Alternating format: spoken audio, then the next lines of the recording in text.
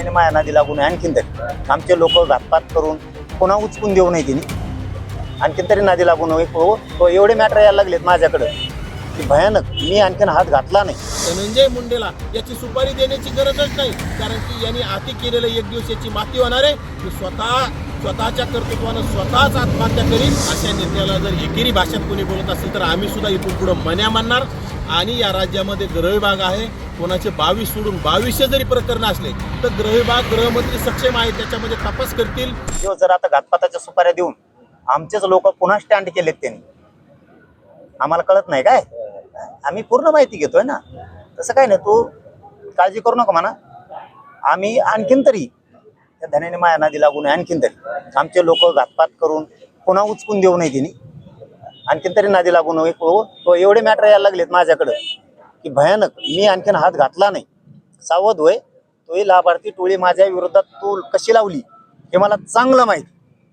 तू बदनाम करायला लागला मला हे पण मला चांगलं माहिती. तू माझेच लोक माझ्याच विरोधात उचकायला लागला. त्यांना अंधारातून तो लाभार्थी टोळी धन्याची लाभार्थी टोळी अंधारातून त्याला सपोर्ट करते हेही आम्हाला माहिती. तुझे इतके मॅटर आलेत, तुला त्यातलं एकच सांगतो. मी आणखी हात नाही घातला. आज सकाळी रंजना नागपूरकर नावाची महिला नागपूरची माझ्याकडे आली होती. आज सकाळचा विषय सांगतो म्हणून तू सावध होय.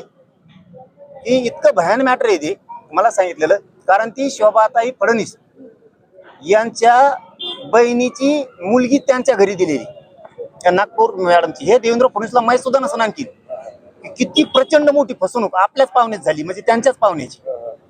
मी तुझे मॅटर इतके आलेत माझ्याकडे. तू धन्या इथून पुढे तरी माझ्या नादी लागू नको, आमचे लोक उचकू नको.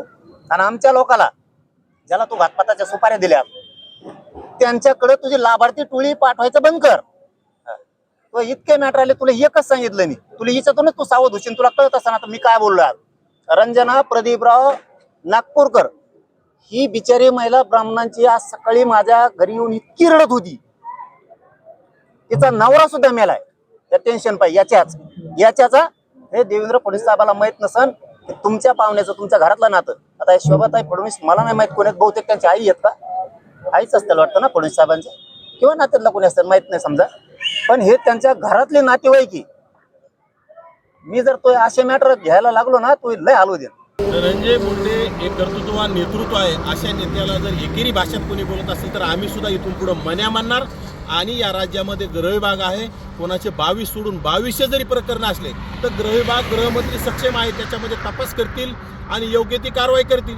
पण ह्या कोणी अधिकार दिला, कुणाला धन्या मानायचा, कुणाला काही मानायचा, म्हणजे ओबीसी नेत्याला सातत्यानं ओबीसी नेत्यांची विशेषतः धनंजय मुंडेची विष्ठा खाल्ल्याशिवाय ह्या मन्याला करमत नाही. ते सातत्यानं धनंजय मुंडेच्या नावाने बरळत राहतं. पाठीमागे छगन भुजबळांच्या नावाने बरळत होतं.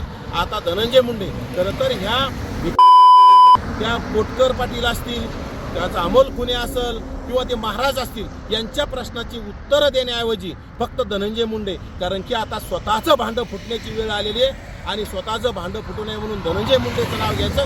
धनंजय मुंडेने माझ्या सुपाऱ्या दिल्यात असं सांगून समाजाला भावनिक करण्याचा प्रयत्न आहे, बाकी काही नाही. आणि विशेषतः धनंजय मुंडेला याची सुपारी देण्याची गरजच नाही, कारण की यांनी आती केलेलं एक दिवस याची माती होणार आहे. की स्वतःच्या कर्तृत्वानं स्वतःच आत्महत्या करीन. आणि त्यावेळी सुद्धा ओबीसी नेत्यांच्याच नावाने हे कुठेतरी आरोप करून आत्महत्या केल्याशिवाय राहणार नाही, कारण की याचं वाटोळं झाल्याशिवाय राहणार नाही. यांनी अतिशय राज्यामध्ये जातीवाद फैलावलाय आणि याच्या डोक्यात फक्त जातीवाद आणि स्वतःच्या प्रसिद्धीसाठी फक्त गरीब मराठा म्हणायचं. याच्या कुटुंबामध्ये करोडोची संपत्ती यांनी जमवली आणि स्वतःचं भलं करून घ्यायचं. गरीब मराठ्यांना फक्त गोड बोलून फसवायचं, भावनिक करून फसवायचं. स्वतःच्या लेकराला 5000चा मोबाईलची अवकात नसताना आज आयफोन सारखे याच्या कुटुंबामध्ये मोबाईल आहेत. या खरं तर मराठ्यांनी सुद्धा आता लक्ष दिलं नाही पाहिजे आणि खरं तर याचीच चौकशी करून याला जेलमध्ये टाकण्याची वेळ आली. त्यामुळे धनंजय मुंडेवर आरोप केले जरी असतील तर गृहविभाग त्याची तपासणी करेल. परंतु माझी राज्याच्या गृहमंत्र्याला कळकळीची विनंती,